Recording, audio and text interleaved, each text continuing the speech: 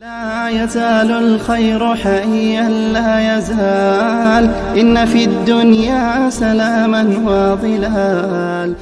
بسم اللہ الرحمن الرحیم۔ انسان کے اندر دو قوتیں ہیں، ایک قوت اس کو دین پر ابھارتی ہے اور دوسری قوت اسے نفسانی خواہشات پر۔ دین پر ابھارنے والی قوت نفسانی خواہشات پر ابھارنے والی قوت پر غالب کر دینے کا نام صبر ہے۔ قرآن مجید میں اللہ تبارک و تعالیٰ کا ارشاد ہے، یا ایھا الذین آمنوا استعینوا بالصبر والصلاۃ ان اللہ مع الصابرین۔ اے ایمان والو، صبر اور نماز کا سہارا اور مدد حاصل کرو، بے شک اللہ تبارک و تعالی ہر طرح سے صبر کرنے والوں کے ساتھ۔ ایک اور مقام پر اللہ تبارک و تعالی کا ارشاد ہے، انما یوفی الصابرون اجرهم بغیر حساب، کہ صبر کرنے والوں کو ان کا اجر بغیر حساب کے بھرپور دیا جاتا ہے۔ قرآن مجید میں 70 سے زیادہ مقامات پر صبر کا ذکر آیا ہے۔ اس سے صبر کی اہمیت کا اندازہ لگایا جا سکتا ہے۔ ایک حدیث شریف میں ہے کہ ایمان کے دو حصے ہیں، آدھا حصہ تو صبر ہے اور آدھا حصہ شکر۔ حضرت عمر رضی اللہ تعالیٰ عنہ فرماتے تھے، وجدنا